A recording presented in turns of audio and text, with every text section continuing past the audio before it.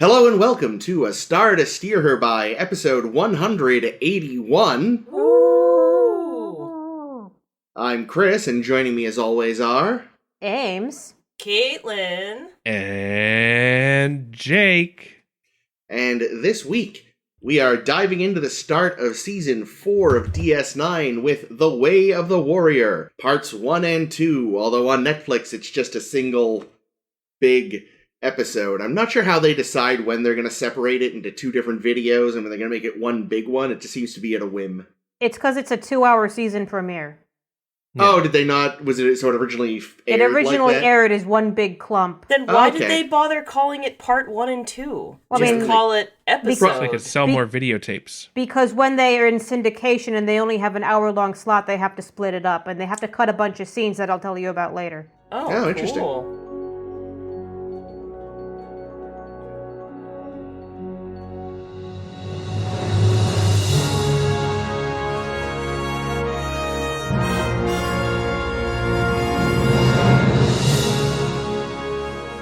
So what happens? Well, Oh.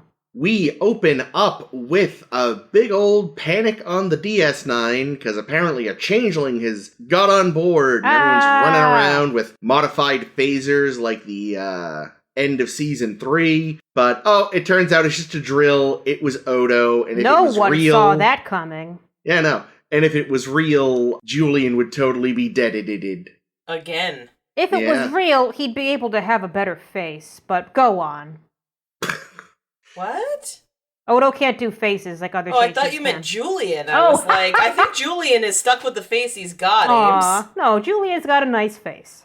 Yeah, it's fine. So then, Sisko's all like, well, time to get my Mac on, as the kids say. No kid And says that. him and Cassidy Yates are going to have a nice, sexy dinner. But before they can get around to anything, Dax calls up, and in classic Star Trek fashion, instead of saying what's wrong, she's all, you better get up here. And he's like, mother. He's like, So no, I'm trying to get up here. Nah. So he heads up to Ops, and there's a call from General Martok of the Klingon Empire, and his funky-looking new ship. And he's all, we're here to help fight the Dominion. And Sisko's like, well, that's great. Thanks, I guess. He's like, can me and my men have some shore leave? And Sisko's like, yeah, of course. But then, there've been like 2 or 3 ships there, and then dozens of more ships decloak. It is, Klingons. fucking just a massive fleet. They've even brought back the old TOS-style fucking battle cruisers, which I don't think we've seen since Star Trek VI. I don't think TNG ever used them. Well, and that's great, because of course we know how Klingon shore leave usually goes, thanks to the Trouble with Tribbles. Ah, but this time it doesn't. Because when they're in the bar, Quark's all like, it's too quiet. It's normally loud in here, and even louder when there's Klingons. What the hell is going on? He's like, I got a bad feeling about this. Yeah. Oh, and I forget when exactly this would have happened. I think I skipped it. But we do have at one point some breakfast between Odo and Garrick. And Oh, God. Odo is showing off his coffee trick. Oh god, which is so cheesy. Where, He's so pleased with himself. Yeah, I mean, it's nice, though, to try to make his dining partner feel a little more comfortable. He makes a glass and fake coffee so he can pretend to drink it. It's cute. Yeah, so It that's is- likely it is how cute. that changeling in the last episode was able to fake the blood transfusion thing. The actual important reason for this scene is not, sadly, Odo's coffee trick. It's letting us know that shit has gone a bit awry on Cardassia Prime. Turns out that they didn't just send a lot of the Obsidian Order on that crazy mission last season. They sent the whole Obsidian Order, and it is gone. And the military-led government has collapsed to be replaced by a civilian government. This will be important later. Meanwhile, the Klingons are, causing fights on DS9. One of them beats the shit out of Garrick for telling him to stop being such a prig. That's okay, though. Garrick showed him what for with his cutting remarks and all. He did. And eventually, they start, grabbing ships that are trying to leave Bajoran space and, trying to force, searches and blood tests on people. And, they make the mistake of grabbing Cassidy's ship, and Sisko shows up with a Defiant to be like, I swear to fuck, I will end you. but then they just pop right outside of Bajoran space to start fucking with people.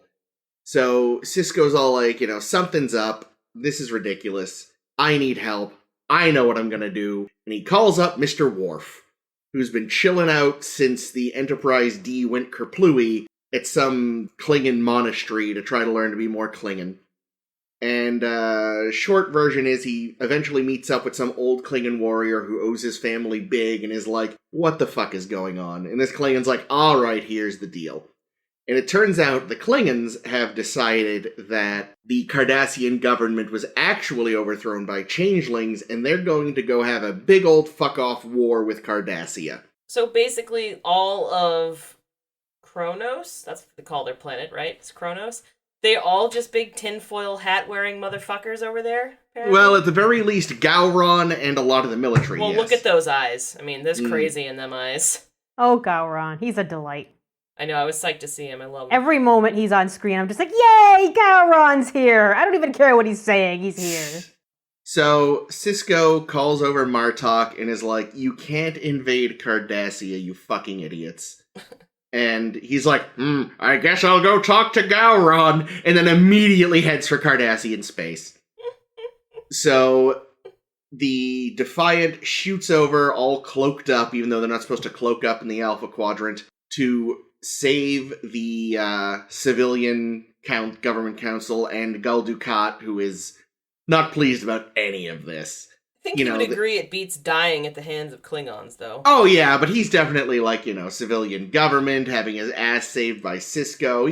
He's just, So, they show up, there's a bit of a fight, some random woman dies. They zoom on back to DS9, but their cloak has been knocked out, so they're chased by the Klingons, and then every Klingon and their mother shows up, but it turns out DS9 has been installed with a metric fuck ton of photon torpedo turrets and phaser batteries. Big fucking battle happens, some Klingons get on board, we get their asses handed to them by, everybody. Garrick shows up to help protect the counselors next to Gul Dukat, and probably an attempt to try to curry some favor with the new government.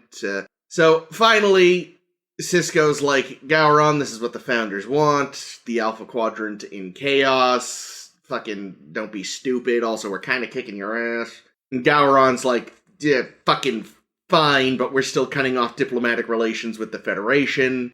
Worf, meanwhile, who earlier had been given the option to say, fuck this noise and join the Klingons in battle, had not, and is now banned from the Klingon Empire, is like, I guess I'm gonna go be a merchant marine in this far-off system we've never heard of. And then Sisko's like, nah, I can be on this show. And he's like, okie dokie. And that's basically it. All right, and we've run out of time for our podcast today, so next week on A Star to Steer Her By... No, it wasn't that bad, considering it was a two-parter. It was slow to start, but, he booked it through the rest of the important info. We yada yada yada some of the stuff in the middle, but we're good. What was this random woman who died? Oh, there was just a random red shirt who's not a red shirt who died on the Defiant. Yeah, the thing blew up in her face. Yeah, I don't know why I mentioned her specifically. I did find it funny, though. Very important plot because she was our only death, wasn't she? I'm sure. Well, but also millions of Klingons and Cardassians. Yeah. I know. It's the only one we saw. Yeah. And the Klingons are like, we're not giving back some of these colonies we took over. Forgot about that. Yeah, I'm sure that's important. It might For be a in show the future. called The Way of the Warrior, the Klingons fucking got their asses handed to them super easy. Yeah. They are the worst warriors. Jesus. Should have been like the way of the Confederacy or someone else. It's a bunch of losers. It's one thing to get your ass handed to you by another Klingon, or even Jadzia, who we've seen is fairly competent with a batleth, but Jadzia's gotten her ass handed to her every time she's been in a batleth fight too, though. Still, I'll even give them that, but fucking Julian is sneaking up on some of them. I know. I was so expecting, because he does the whole I've shot somebody, and all of a sudden, there's no one, right behind him, ready to spring. He was able to give, the whole thumbs up, I helped, without any consequences. Yeah, maybe it was just it's been so long since they've had a good battle that they don't know how. They're going to practice on the Cardassians. They're just going to keep turning down corridors and just one by one getting picked off as they turn the corner by Garrick. I do feel like this is one of the biggest fucking kerfuffles we've ever had on this show. Oh, like, almost not just DS9. Like, the huge number of ships, the absurd number of hand-to-hand fights. I know, this crazy. two-part premiere, like, it reminded me so much of how a movie is structured, too. Because, because it's a two-parter, they're able to, like, stretch a budget for 2 episodes into one big episode, effectively. So they're able to have all the extra money to do all these battles and stuff, but for some reason, the whole time, like, by the end, and everything starts kind of wrapping up, and all the bows get tied up, and all the I's get dotted, and all this thing. It's like, this felt like a movie. That's weird. I don't normally say that about episodes. No, but you're right, it did. You're right, yeah. The scale was pretty big. Well, they wanted the scale to be really big, because I know, like, the network was like, guys, you gotta change things up. We're not doing great right now. Let's stir the pot a little bit, and you guys figure out a way to, like, make things different. And they're like, okay, we could add Worf. Their first idea was to have the Vulcans leave the Federation, which never goes anywhere. But they decided, let's bring the Klingons back. To stir things up. I don't fucking know. But, like, did they say what the justification would have been? Well, the Federation is a bunch of assholes. Yeah, but they're one of the founding Vulcans. members. Yeah, like... Yeah, but they're judgmental pricks, and they don't want to be, like, associating with humans, because humans are fucking idiots. Yeah, I feel like whatever reason they would have come up with would have felt stupid, so that was a bad idea. Yeah, it also probably would have been bad timing, what with the Dominion War coming in. Yeah. Well, yeah, but I could imagine something like that being orchestrated by the changelings. True. Like the if Vulcans a changeling could was be tricked by changelings? Absolutely. If one of the Vulcan leaders was a changeling, that'd be interesting. They could do that for sure. 100%. So were they always going to go for Worf, or did they like kind of sit there and stare at a wall of TNG actors and then throw a dart? Well, I know that they were specifically thinking about bringing the Klingons back and destroying the Khitomer Accords, which we remember from Star Trek VI, as a way to shake things up a bit, because there was that line in The Die Is Cast where I think it's the changeling people or somebody is saying, like, well, the only people who still pose a threat are the Federation and the Klingons, and that won't be for much longer. And they're like, hey, speaking of Klingons, we should do something with them. So they spent a season and a half now working on Klingon stuff, and apparently we're basically going to press pause on the Dominion plot for a while. Or so you think. Do I think? The Dominion, as though the Dominion isn't getting their fingers into these little pies. Yeah, like, I'm sure if anyone stoked the paranoia of the Klingons, it was probably a Dominion plot. I mean, for all we know, like, that, the Dominion orchestrating the Klingon attack, that could be right, and the coup on Cardassia could also have been orchestrated by... That's true, just because the counselors all are we know, they're pulling all of these strings. I'm hoping Gowron is now a changeling. Gowron. See, no, I missed entirely that there was this big coup on Cardassia. It's because they told us about it, but they didn't ever show us anything. Exactly, that's where I really fell apart. They talked about it a lot. Yeah, but they talked it away. They never showed us anything interesting until Dukat pops up on screen, and they're like, wait, you're in the civilian government? And he's like, yeah, I am, because I'm so fucking great. And I'm like, oh, this was a thing that we were supposed to have, like, understood from all the talking, but never got to really see any of it. I mean, how would you have seen it? I've come to give myself the rule where if Garrick is talking about it, I should probably take notice. Yeah. That's my rule for myself. I don't know. I feel like they could have shown some stuff on Cardassia if they wanted, or maybe it was just that it was too thin a plot that they realized, okay, we got the Klingons here. Who are they going to attack? Cardassia. Okay, why? Let's change everything about Cardassia in the first 5 minutes of the show and explain it away in a line. Yay! I mean, I guess it made sense to me. Like, it hadn't occurred to me, but, like, the disaster of that assault would probably shake things up. It makes total sense. I just wish they had established it better. Yeah, but the thing is if they had done that, we would have lost something else, and then at the beginning of this episode, you wouldn't have said, wow, it was so nice and everything was wrapped up, it read like a movie. We'd be like, man, they really needed to, like, not rush through XYZ. They could have cut those fucking scenes from Cardassia. We didn't really need to see that. Like, Or they the cut others. holosuite stuff. Yeah, the holosuite stuff was so I stupid. forgot about that till right now, which is why it wasn't in the summary. Yeah, and as I said, like when they split this episode up into 2 episodes for airing, they cut those scenes. They cut the holosuite episodes where Jadzia and Kira are taking a bath. They cut the scene where O'Brien and Bashir are eating peas, and they cut the scene where Quark realizes his disruptor is missing, which is a shame because it was a really great line. Yes, that was a great scene. I liked that. The others could go. I'm gonna kill him with what? Yeah, Yeah, good line. That was so beautiful. Yeah, but Ira See, Stephen Bear fought to keep when they do these having to cut scenes thing. He fought to keep the root beer scene. Which is a wild scene that they had to add later because the 2-parter was running short, so they added that. Oh. I see. I think the root beer scene is one of the best scenes. It's in Quark Star and Trek. Garrick doing their double speak thing. Oh to yeah, each they're other so again. cute, and it's extra funny because when Shimmerman and Robinson first read that scene, they were like, "What the fuck is this scene? This is stupid." Because it read like it wanted to be comedy, and the director wanted to make it just a comedy scene. And they say, no, we're going to play against that when they rehearsed it themselves. We're going to play against that and just go for, it's 100% subtext.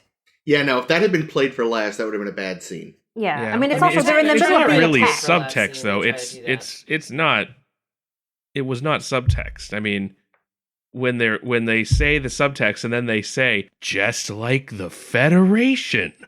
Well, it's no more subtle than some dresses are out of fashion and dangerous.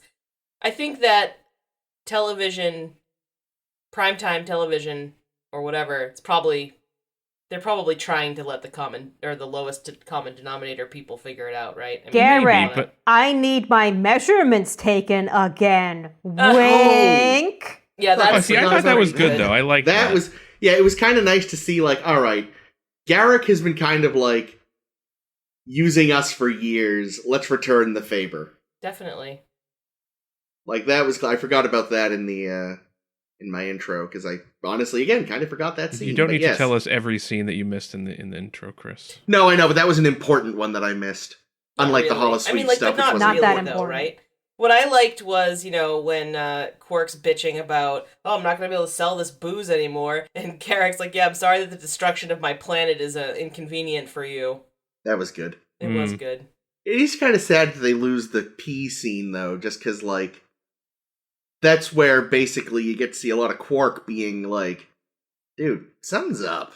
And, like, he ends up being right in the end. And it's, I don't know, just so rare that we get to see that, there is an aspect of cleverness to Quark, because he is so often goofy. Well, I just feel like there probably wouldn't be anything else worth cutting, except maybe, 10 minutes of fight scene. Well, because there's so much fight scene.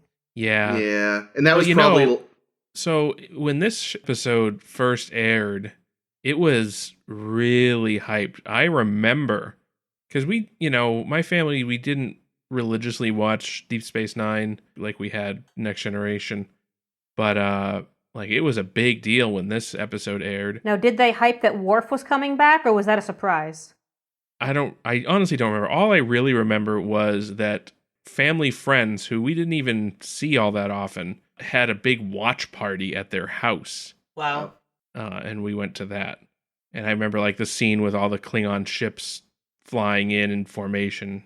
And I was just like, ooh. Yeah. So I think that they probably did want to prioritize the action scenes in this because that was kind of the selling point of the show. Was I imagine they spent a shitload of money on them. Oh, yeah. I'm sure. Yeah, I read that for the big space battle, they bought up a whole bunch of those toy ships and model ships, which they blew up, filled with explosives and glitter, and also a whole bunch of bird of prey. Bird of prey, is that the one? The Klingon That's one? the one with the little wings. Yeah, with the wings. Yeah. They bought a whole bunch of their Christmas ornaments, which is just Nice. adorable. That's awesome. really clever because then you can do forced perspective really easily.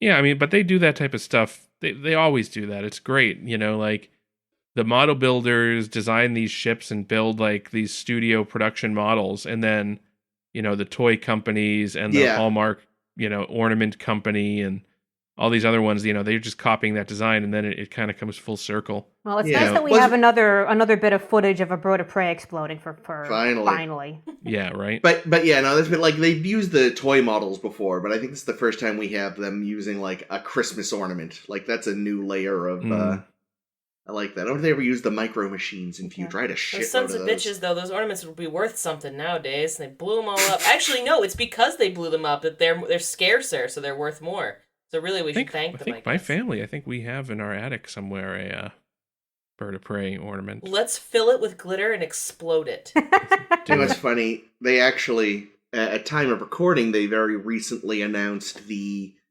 launch date of Lower Decks, the new Star Trek cartoon.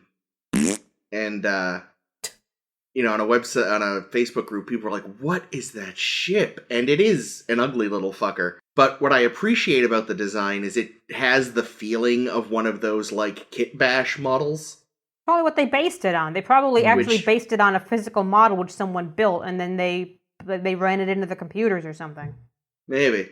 But, can I just say that I have never not been excited about something Star Trek?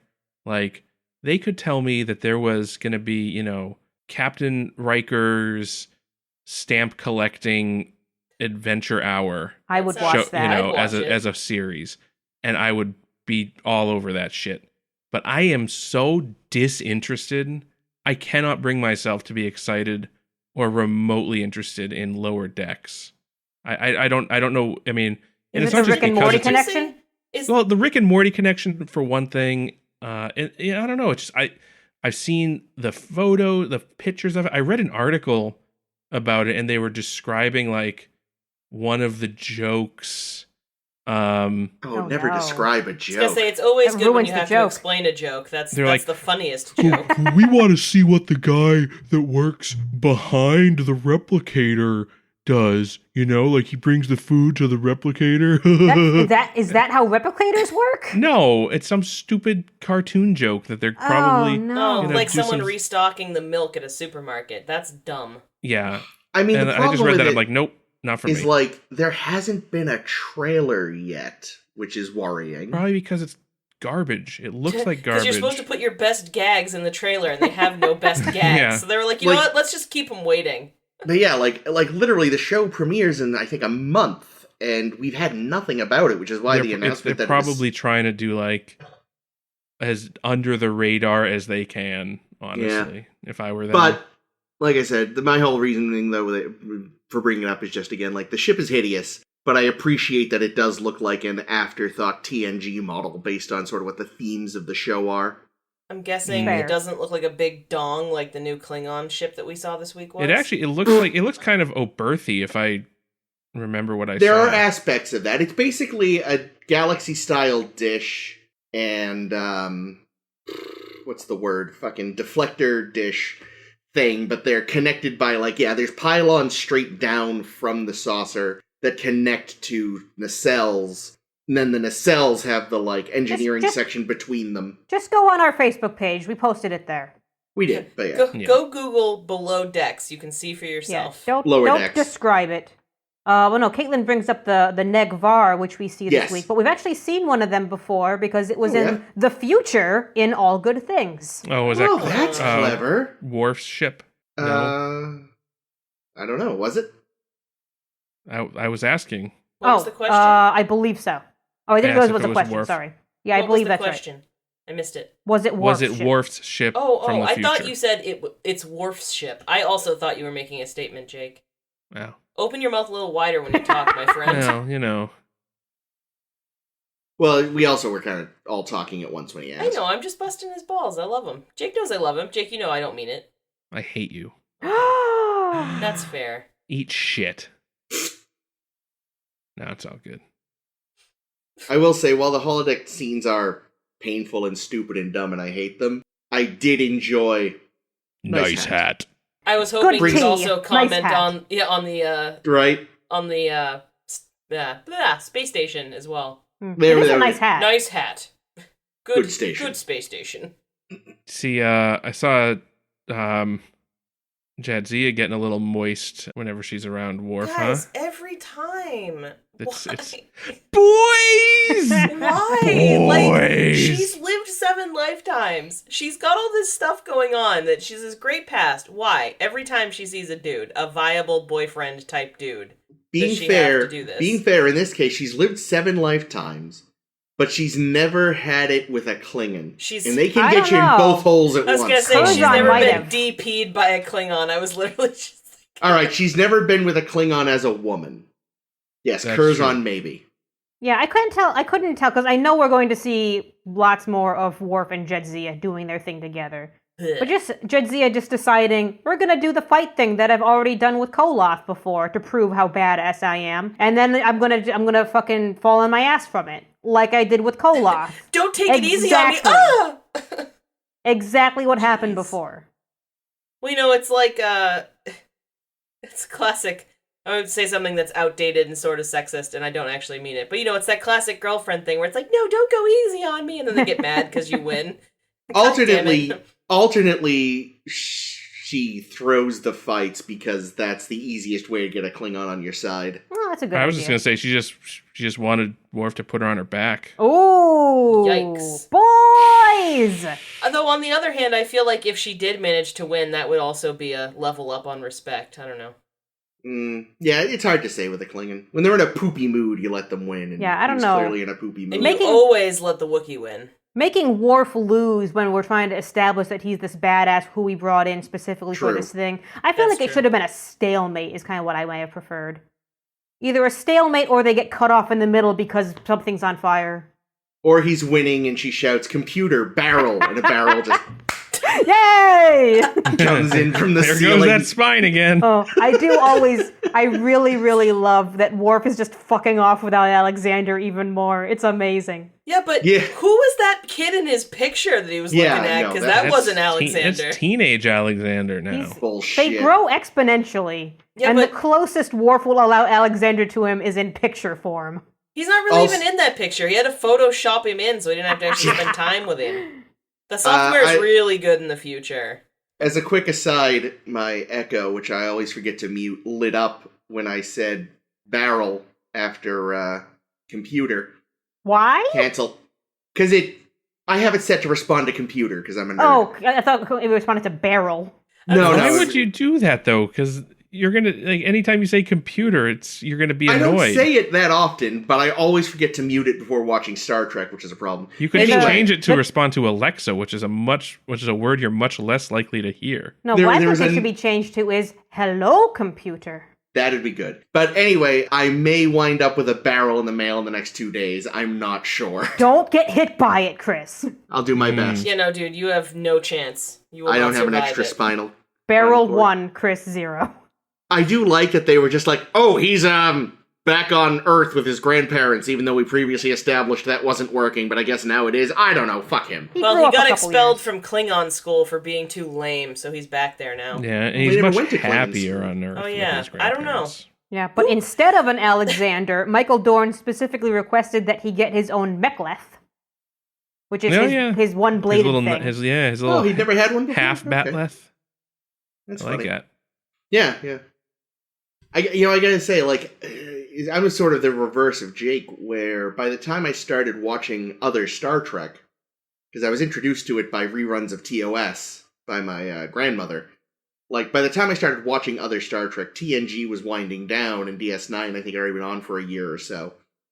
So even though from that I was really very used to Worf on DS9, coming back to it in order like this after having watched all of TNG, when he first shows up, it is actually a little weird. You're like, it's that guy from TNG.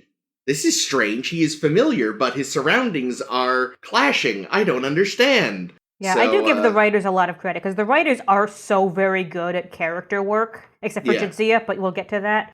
Maybe she'll Well, you get have better to now have a that Worf's character around. to work on. You know what I mean? That's the problem with Jadzia. Yeah, they. I mean, it's their own damn fault. They haven't made Jadzia into a character. Her character is boys, and I'm a Trill.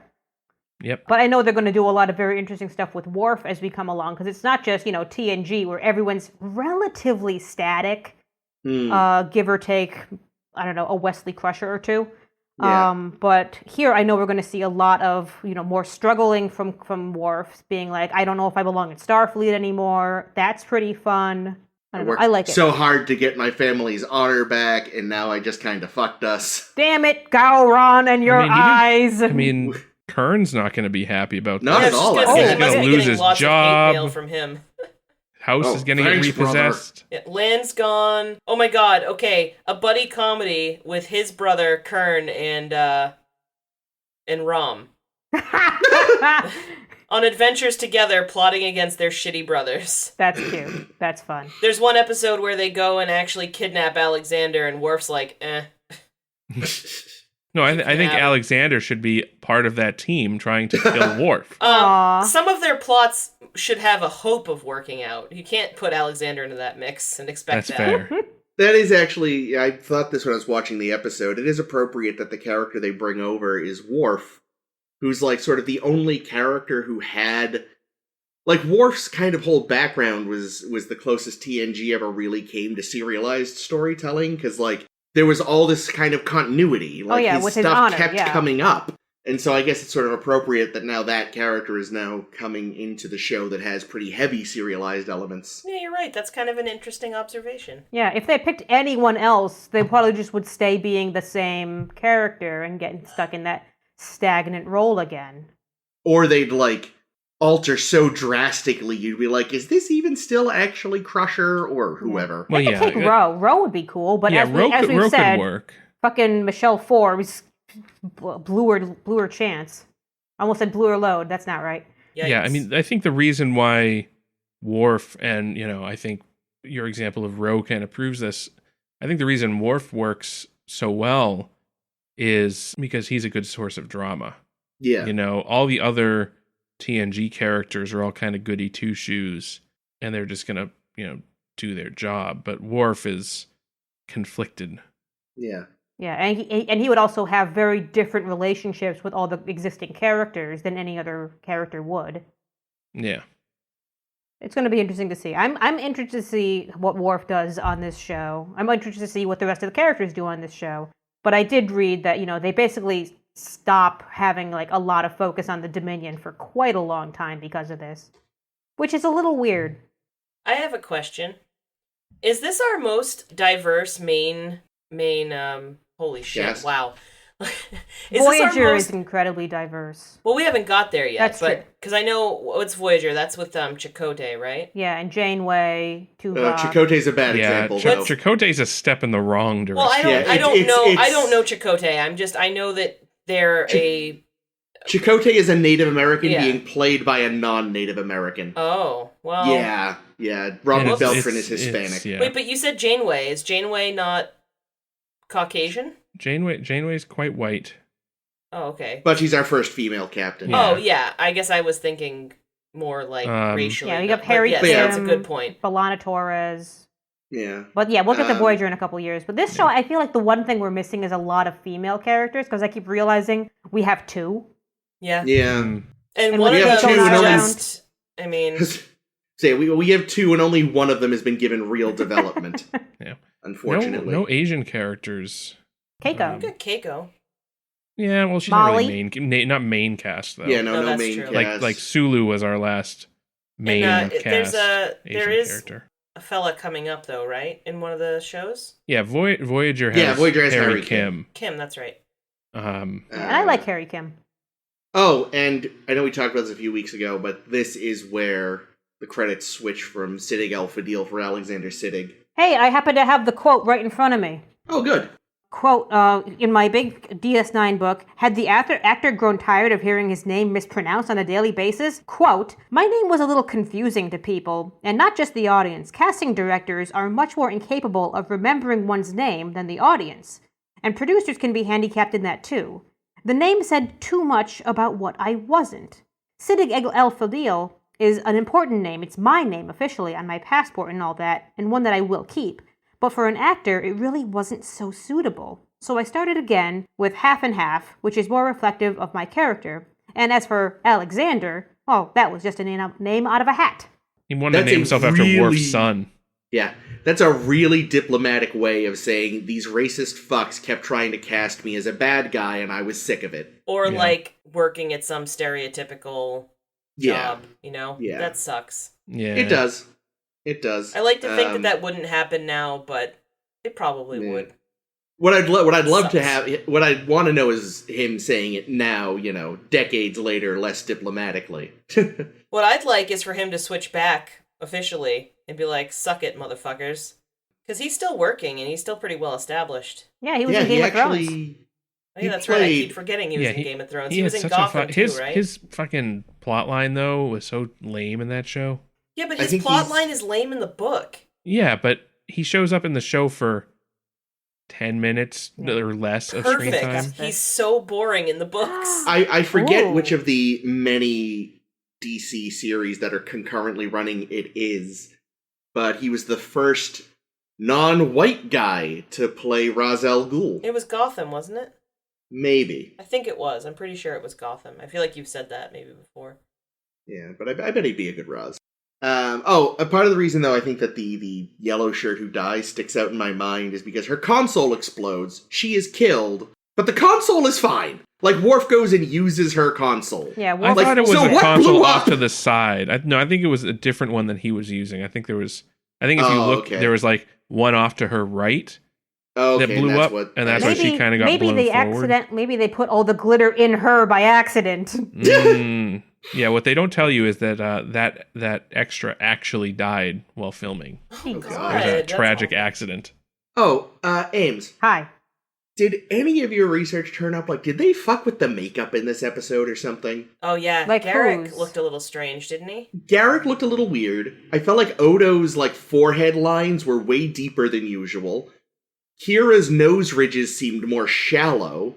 I don't Yes, remember. I noticed her ridges too. And everything, P.S., everyone looked a everyone's hair little wrong. looked like shit. Yeah, every single one of Sisko's these hair. people- What's up with that, huh? Well, okay, fine, except for Sisko. But Kira, O'Brien, they both look like they have also been living through 3 months of quarantine. They're bushy and messy. I was like, what is happening? Yeah. O'Brien had a fucking mullet growing. I did not like the mullet because no one looks good with a mullet. I thought Kira's hair looked good. Even though the holodeck stuff was stupid, like the fact that she knocked out Sir Lancelot. I That love was good. it. That I was was good. playing a married good. woman.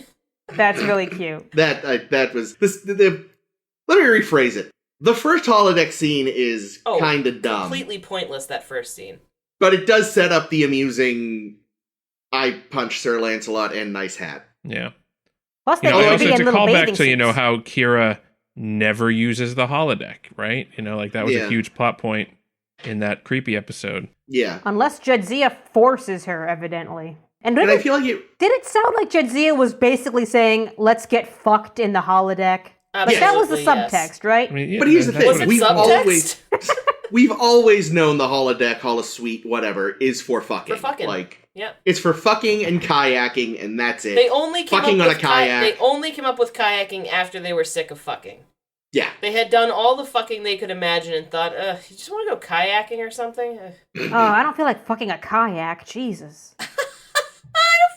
It's a holodeck. We have fucked every possible way, every possible thing. I don't know, man. I am bored of sex. We have broken galactic records of I can come up with given. some pretty ridiculous scenarios. I can no But you've longer already get done them all. I can no longer get a boner from anything because I've grown bored of everything. God, I guess we'll kayak. That's the real danger, honestly. It's like how when people have to step up their porn. Like, imagine if you could literally do anything sexually that you wanted to. It would just take more and more anything to get you even remotely fisting aroused. with Hulk hands. Humanity we would go extinct, I think. It would be like how rats will keep pushing the orgasm button rather than eat food. Have you heard about that experiment? Mm-hmm. Yes. That's how people would be. Wait, that was with rats and not with people? Yeah, but if they could come up... Okay, here's the guy that's going to make millions is the guy that figures out how to make it so you can absorb food in the holodeck through your anus. Because then they'll just make it so that anything that you're being fucked by is actually also feeding you at the same time. This has gotten to a bad place, and I'm going to change Yes, the it has. subject. Jake was. Yes. I guess Jake was being honest when he said he could think of some weird fucking scenarios. Listen, Good on you, Jake. You proved Listen. us eat wrong. through your We're asshole. taking a fucking left turn. We mentioned Avery Brooks's shaved head, Yep. and that was per his request because it's more comfortable for him. But I guess the producers initially wanted to make sure he looked different from his character on Spencer for Hire. And when the writers or whoever went to the producers to be like, "Hey, Avery wants to shave his head. Is that okay?" They were expecting a big fight, but then the network's just like, "No, that's fine. Go ahead." Fuck, what else happened this episode aside from everything? A lot of things. So many things. I liked when Julian was treating Garrick after he got his ass beat. Oh, yeah. And he said, Garrick had some good stuff about, well, they only hurt me. I'm already mostly healed thanks to you, Sweetums. But I gave them some cutting barbs, and they won't soon forget. His delivery on that. It was so beautiful. They were And flirting then- so hard. And then Julian, I don't remember exactly. Oh, Garrick was like, "Oh, this was a thing that I thought was going to go somewhere this week." So Garrick's like, maybe they thought I was someone else, or maybe they just don't like me. And Julian's like, "Someone not like you? Impossible." And Garrick's like, "I know." Aww. But he said, maybe they thought I was someone else. And it was kind of chin strokey. So I kind of was waiting for, something. Because he also mentioned... Didn't he also mention in that scene or some other previous scene that there had been Cardassian occupation of Kronos or vice versa? So maybe there was a score to settle there? There'd been some kind of 18-year-long conflict over the something nebula. I missed the name. It was a throwaway line. I kind of wondered if those two things were going to be, you know what I mean, though? Garrick was somehow involved, or Elam was somehow involved, and maybe they were mistaking him for someone else, aka Elam and his past life. But then when we figure out, why they attacked him, the real reason, it makes more sense, though. I think that was to throw us off. Because they're giant racists? Yeah. Yeah. They're just mad at Cardassians. They're on their way to kill all the Cardassians, so... Yeah. Maybe it's also... It's a little bit just they had so much stuff going on that they had to just kind of plow through it. I know. Honestly, I just really was expecting something good. Yeah, honestly, there wasn't actually a big ton for Garrick to do aside from get a lot of these little great one-liner scenes out, the root beer scene and the... Oh, the next to Gul Dukat scene. Did you have a chill go down from your tip of your spine to the base of your toes? No. Strike that, reverse it. I figured you would with him and Gul Dukat side by side. I'm not interested in fucking Garrick, really, so... Oh, fair enough. But what about Garrick fucking Gul Dukat? I don't know if They're Gul both Dukat would snake allow people. that. Fair enough. I did like Gul Dukat saying, just make sure you're pointing that thing at a Klingon when you fire it. I don't remember what Garrick says as a response, but it felt really stilted and weird, and I remember thinking, you couldn't get a better take on that. Yeah, I don't remember either. Yeah, I don't know. I kind of felt that scene was a little forced. I think it's to remind us Garrick is still here. I also didn't understand, maybe it was just because of, filming schedule, but, why were Garrick and Dukat alone in this random hallway? Well, that was the room where the council was. They were protecting the council? That's why there were a couple of Starfleet security guys there, too. I mean, don't you just lock the door? You lock the door, you get security people. Klingons will smash through doors. Put a force field up. Why were there no force fields? Why are the Klingons just running around the station? That's a good question. Because force fields only exist when the plot calls How did they get it. onto the promenade with guns? Well, they beamed directly in. They didn't go through the doors. Oh. Also, those things only exist when the plot calls for it. If there were force fields during a combat situation like that, though, doesn't it also run the risk of trapping the people who are being protected by the force fields in the room? So if, escape was necessary, they might be trapped? I suppose. It's also possible that part of the power grid was knocked out in the battle. Why didn't Odo just decide to transform into a big net and trap everyone? That would be question. hysterical. That would. Yeah, Odo didn't do a lot of shape shifting. They were spending enough money on this space battle, they couldn't afford CG as well. Shapeshifting is expensive. Yeah, well, okay, so that's not, so at the beginning of the episode, they open it with the cold open, he's running around the ship, turning into birds. What I thought was interesting is he can make a perfect crow, but can't make a fucking Bajoran nose? Come on, man. Even a shitty Bajoran nose. Anything. I don't know. Or I was wondering during that whole scene, so we're doing these surprise drills. Let's prepare just in case we meet a changeling and have to explode it like we did in the Mirror Universe or something. What happens if the Dominion attacks and you're in the middle of a surprise drill and you don't know what's real or not? Ooh. I think they could just come over the radio and say, "Drill's over." What if that's part of the drill? Ah! This is not a drill. Clearly, it's a ruse. I also had another question. So, remind me if I brought this up last week or if I just brought it up to Jake last week, because I forget how time works right now. We can tell changelings apart by if they bleed on the floor or on the table and the goo doesn't turn to changeling goo. Yes. Yeah. Can they also just spit? Huh. That would be easier, you'd imagine. Yeah, you don't have to cut your hand, which... Why would you fucking cut your hand? You use your hand all the goddamn time. And cut why somewhere would else. pass around the fucking knife? That scene really grossed me out. I was like, Here's the really? We thing, don't even have our own knives? Most folks just use hyposprays. It's the Klingons. They've got to be all dramatic about everything. Why Sisko and Kira? I just be like, nope. I'm not fucking cutting a giant gash into my hand. Jesus Christ. I need this for masturbating with. Sisko knows that you have to... Sisko knows that you gotta, go toe-to-toe with the Klingons. And considering her background, I don't think it even just makes Kira blink. Okay, that's what we do then. That would hurt like a motherfucker. Yeah. Oh, yeah, I mean, I would... It wouldn't be like I'm slice, drip. It would be like slice, motherfucker! Yeah, no, that's the thing. I'm not saying I could do it. I definitely have no threshold for pain and would be like, owie! But... Yeah, I've got a little bit of a paper cut on my hand right now, and it's I can't do anything with this hand now because I have a little paper cut, so it's useless. It would also continue bleeding bleeding all over the place. You'd be gesturing and be squirting blood everywhere. Well, that's when Julian comes in and uses his whoop whoop whoop to fix it. This is what happens when Quentin Tarantino directs Star Trek. That's true. Or a Monty Python Star wrapping Trek, it up in your shirt and just have this bleeding wad of cloth. Just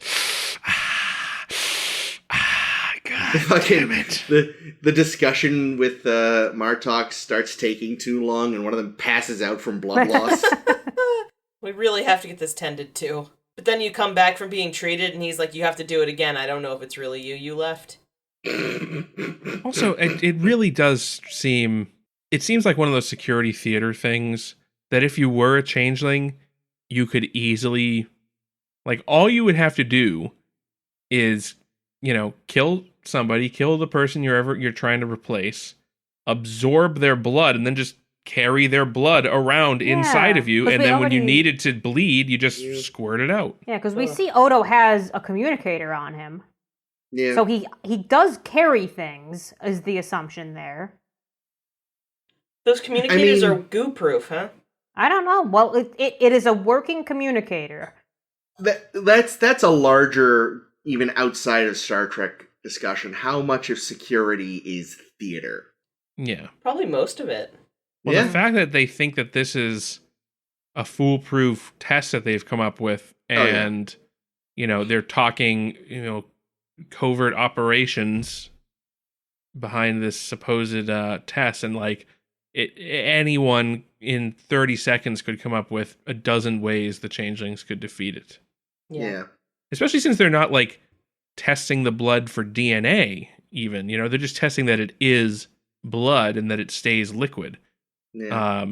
Like how Martok, they drip blood on the tail. Martok swirled it around with his fingers a little bit to be like, oh yeah, that's blood. I was honestly waiting for him to lick it. I was please don't. Please don't do it. 2-finger sniff.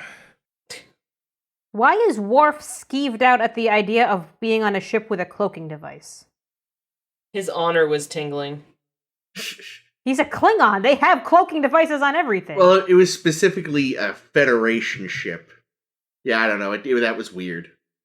Yeah, the internet. I The also internet thought- made sure to point out, because everyone on the internet needed to do this, but Worf was on the Enterprise when they took the Pegasus's cloaking machine. Yeah. So he's lying. But then I realized after that scene, oh, it's a segue so that we can talk about how we're using the cloak. Otherwise, it wouldn't have come up. Just there had to have been a better way to do it. It definitely felt a little strange. Yeah, I don't know, man. Also, the cloak is just so fucking useless. You know, every time they do the cloak, it's either ineffective or it breaks immediately. Well, it worked most of the way there this time. Yeah, it worked until they needed it, really. And it also got to have us that sad scene where they couldn't check for survivors. Oh, that was sad. Yeah. There were no survivors. Oh. Come on. It's the Klingons. They're not leaving survivors. Not on purpose. I do love that we get some more Klingon wisdom from Kahless, and I'm sure this is the old Kahless and not the current fake Kahless. Old Testament Kahless. where it's, you know, it's not a victory if you've sacrificed the Empire or whatever the actual line is.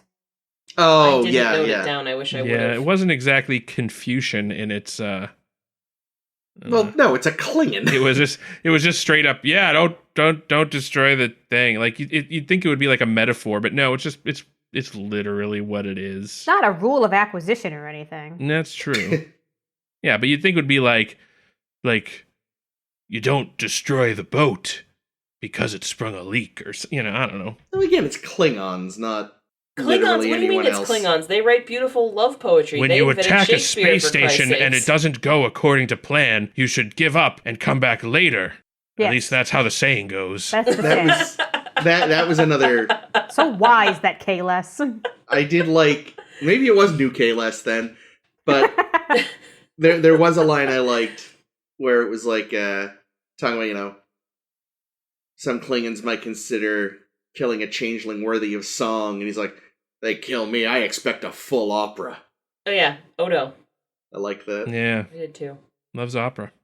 I do actually though. This episode does finally address the seeming contradiction of Klingons and cloaking devices. Nothing is more honorable than victory. Mm. I mean, they're still hypocrites, but they've justified their hypocrisy to themselves. The ends justify the means. Yep. So there we go. There's the in-world justification for the hypocrisy. They're not denying its hypocrisy. They're just finally making it make sense. I think We it's, want I think to it's fair win. for I think it's fair for there to be a sliding scale of honor. Mm. You know. Worf still drinks his prune juice. He does. Yes. And Quark was really pissed about it. It's probably because booze is more expensive.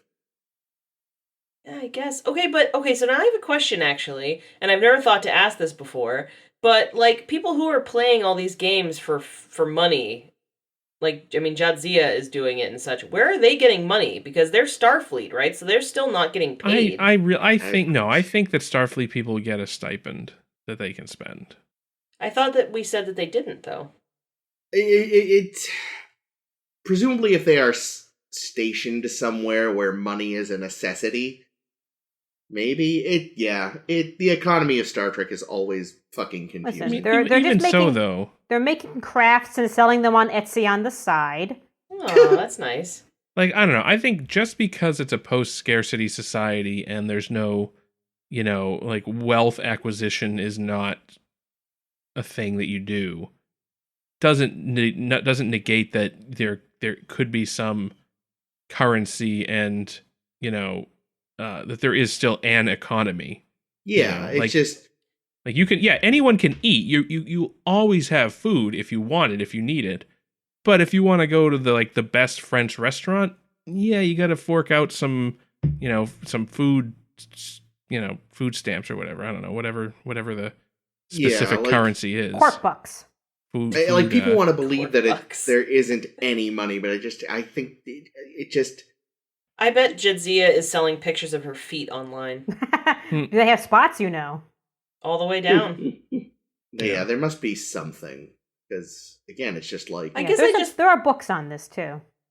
Well, because I thought that, like, in that episode, there's an episode, I don't remember which episode it is, but they meet, like, past people, and Picard's like, there's no money. Doesn't he literally say there's no money? That Wait, was that TNG or TOS? I think in Voyage Home, when Kirk is selling his glasses, right? No, I'm not Well, thinking he doesn't of know that. he doesn't know if $100 is a lot. Oh. Yeah, no, there Yeah, was another well, one. But he does. though. But Picard does tell Lily in First Contact that there's no money. Mhm. Well, he says the acquisition of wealth is no longer a driving force in our lives. He doesn't specifically say. No, I'm I think thinking he of does an specifically episode, say though, there's where no they- money, and she goes, "You mean you don't get paid?" Oh yeah, And then he explains what he means. yeah. It's a yeah. But there has to be. Well, I mean, like, something, we because know what there little is. we've We s- know there's gold pressed latinum. But like you said, how it works with Federation citizens and Starfleet officers Yeah. is not clear. I'm assuming there's some kind of like food stamps or ration or just like discretionary, scrip that that you get paid to like go to Ryza with, Yeah. because just because the Federation doesn't have money doesn't mean that anybody Yeah. else. No, I know doesn't. everybody else does. So they have to give that's some totally money to clear. The people. Ferengi Yeah. have it. Yeah. Other Well, and people that's that definitely thing. do. That's what the confusing part is. Like, in isolation, you could be like, yeah, they don't have money, and you're like, okay. But their constant interaction with other species with money makes it complicated. It also doesn't make like I don't know. There's just certain like the guys that have to like when you how many times did we meet fucking miners in Yeah. the original series, and you're like, really, these guys chose this job for the betterment of mankind? Well, I think in the original series, even though they never said it outright, they definitely still had money. Yeah. There was just way too much that pointed to that Scotty fact. earned his paycheck. Yeah, Kirk said that a lot. You've earned your pay for the week. Now, admittedly, you could write that off as like an Figure old of expression speech, that yeah. hung around, but again, like Jake said, the miners, and there was just such an so much of TOS was just like fucking mineral rights deals, like an absurd amount of it. Mm. Yeah, I mean, in the Bajorans a couple weeks ago were trying to get their export business up and running. So Yeah, they're- I mean, there's they're definitely money. barter, Yeah. and that would make sense. I imagine the Federation does a lot of trade with money to societies. I think what I'm comfortable with would be like I said, it's like, yeah, the necessities are all set, you know, and nobody really has to work or earn money to survive. But if you want, luxuries, there is money and there is ways to get that money. Yeah, it's like there's probably a UBI in the Federation, but you It's- can get more. It's why Picard has a fucking mansion and his old buddy there, she lives in the fucking desert in a camper, Well, yeah, and I mean, yeah, like that's another whole thing is like clearly that vineyard has been in the family for ages. So then there's a whole issue of inheritance and what happens when you're inheriting stuff that predates the good times. Like you still started off with more. I mean, I think it would be just like now. You pay taxes on it, whatever that looks like, and fuck everybody else for not having the better things. Yeah, I'm gonna say that like when they were coming up with the, whatever the law is around that stuff, it was written by the we people still that get to owned the keep our vineyards. shit, though, right? Oh yeah. Yeah. Definitely. I have one more note, and that was, damn, Penny Johnson in that dress. Oh, Oh, yeah, the the blue first one, the yeah, first blue outfit dress. at the date. Yeah. Yeah. She looked hot. She's great. She is. I liked the gift exchange between them. Love that she got him a baseball cap. The That Pike was really City cute. Pioneers. Do we ever get to see the baseball team?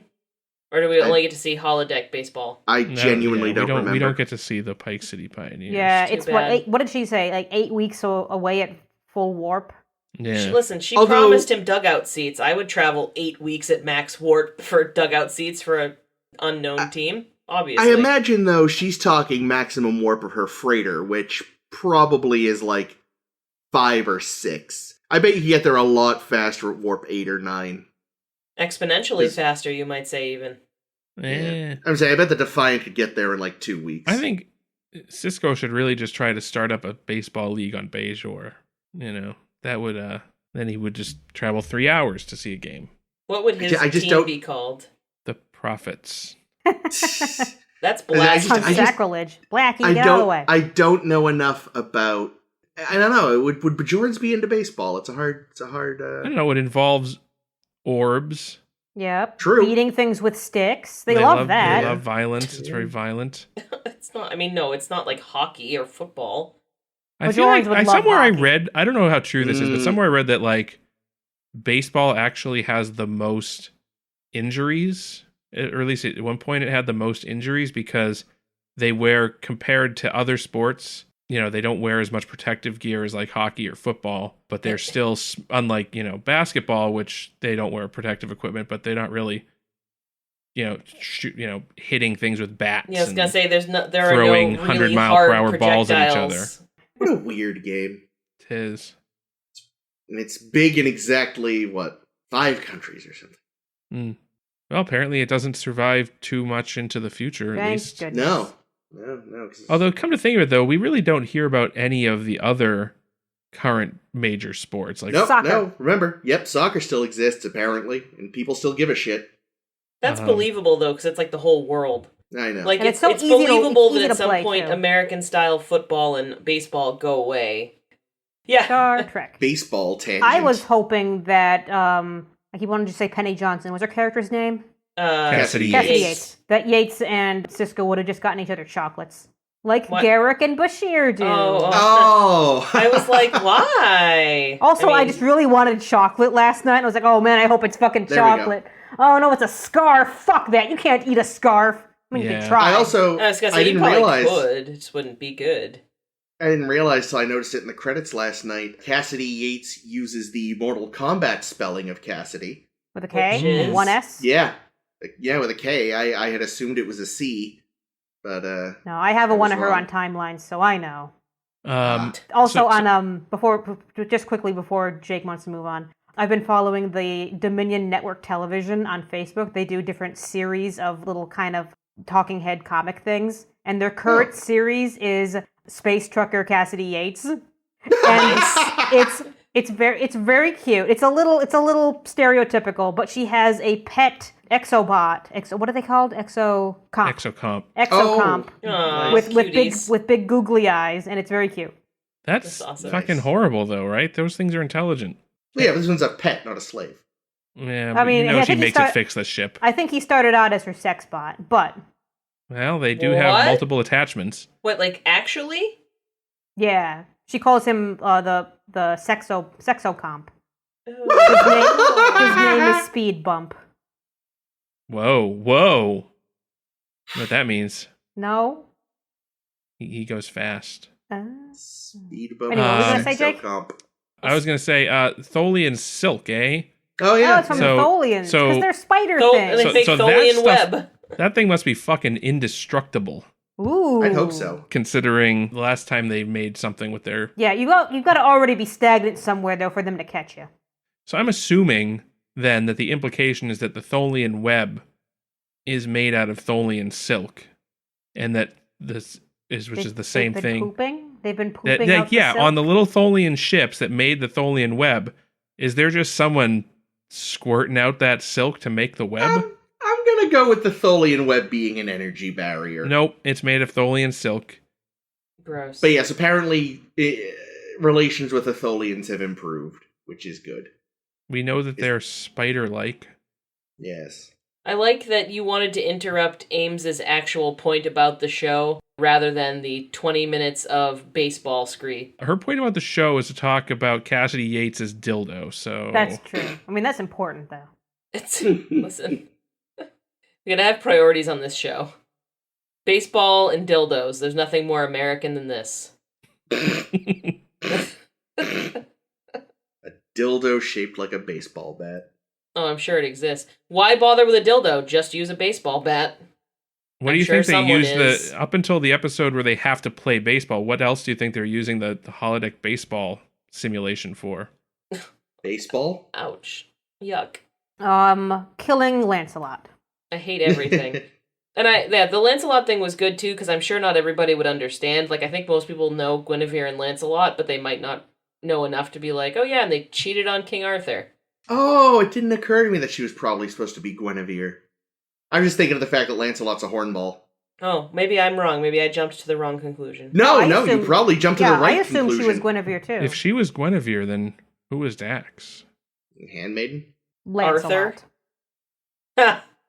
Who was That'd be really funny. You weren't supposed to hit the Lancelot. sorceress Well, lady? bitch, you were getting handsy. Morgan Le Fay. Morgan Le Fay, yeah. She could have been Or Morgan Le Fay. Morgana, I think, sometimes, too. Only on Darkwing Duck. Caitlin. So anything else? What are we doing? Oop. What? That's all I've got. Yeah, I can't really think of any other major points. You excited for Worf is here, though? It's okay. I'll like it better, I think, in a better episode, because Jake... What? Better? This episode was great! No. Let me explain. Jake said it that the scene between Gul Dukat and Garrick felt forced. I felt a lot of getting Worf on board felt forced. So I think what I mean is... The reasoning was a little thin. The episode was good. It was a good episode. I don't think it was a great Michael Dorn / Worf episode, and I think once he's like settled more into his new place in Star Trek, I think it'll be better. That's all I mean. I think it was a great episode. Yeah, I feel like there was a lot of shoehorning they did. Like the whole like, oh, let's have the Cardassians be, they have the Detapa Council now. Yeah, that's what it is. Let's get Worf on board because, quote, the only way to, like, affect how a Klingon thinks is with another Klingon, end quote. Yeah, that's how it'll work. If you can't beat them, join them, or have them join you, or something. Suck their dicks. It was certainly a better justification than whatever they would have come up with to get the Vulcans to leave it's the Federation. A better justification than how they get Worf into the TNG movies. True. 100%. Yeah. Where I believe, what was it, Insurrection? What the hell are you doing here? Never mind, you're here. I took a left turn at Albuquerque. Fucking happens every time. Jesus. So now I've made a Looney Tunes joke. We've talked about cassette tapes and burning CDs. All that got cut. Well, if it didn't get cut, we've confused. If we have any younger listeners, they have no fucking clue what any of this shit is. All right. Thank you for joining us today for episode 181 of A Star to Steer Her By, a Star Trek podcast. We'll be back at you next week discussing 2 more fucking awesome episodes, I have no idea, of Deep Space Nine. Next week we'll talk about The Visitor and Hippocratic Oath. That sounds like it's going to be Julian heavy, so I'm giving it 50-50 on actually being good. Sorry, Julian. 25-75, let's be real. But if you we've got the best Julian episode come up in a couple of weeks. I'm fucking excited. It's okay, though. The Visitor is legit one of the best episodes of the show. So. Is it about Nana? Yeah, she's always the visitor. Oh, yeah. Oh, God. I don't think I've seen Next that week! since, That's in her rider. You actually can't address her as Nana. You have to call her the visitor, always. That's pretty good. I like it. As I was saying, if you like what you heard and you'd like to hear more, you can check us out on SoundCloud, Stitcher, Google Play, and Apple Podcasts, or like wherever you found us this time. Like, why do you need me to let you know? But that's where we are. You can subscribe. So as soon as the new episode goes live, you can let you know. And hit that subscribe button. Jake is stroking his camera, which is very disconcerting, and now Chris is doing it too. I want to be cool. This is a great gag for an audio medium, guys. You're doing great. And Ames has left. Ames, you can't leave. You need to sign off. I'm still here. Okay, good.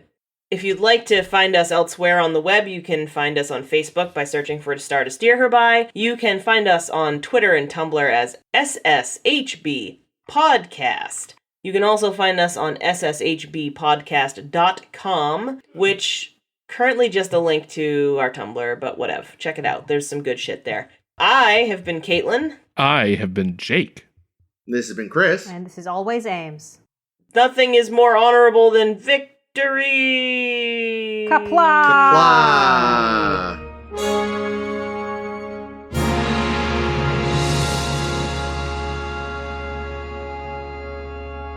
Oh, man. Someone at work...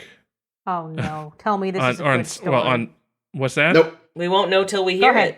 Go ahead. So on Slack, there's this annoying people, right? And this woman who's not that much older than I am, posts in some channel like, I'm probably dating myself with this reference, but I love it. I feel like this project is like the Energizer Bunny. Is this woman single? Because I want to meet her. And I'm like, this is an annoying person. I think you're dating yourself when you say, I'm dating myself. It's like, I don't understand. Like, aren't there still Energizer yes, Bunny the Energizer commercials? Bunny is not like some obscure ancient meme. I think the main difference now is the battery's in his leg instead of his back. So then, like, I played into it. Oh, I mean, I don't even talk to that. I don't even talk to this person. Oh. I've talked to her maybe once, but I slapped a confused emoji on that thing so fucking fast. And then like somebody posted a Giphy of the Energizer Bunny. And I like wrote down, I was like, what's that thing? No, Jake. Wow, motherfucker. Jake is the Gav of our podcast. Did you realize glorious that? prick. He is. He is.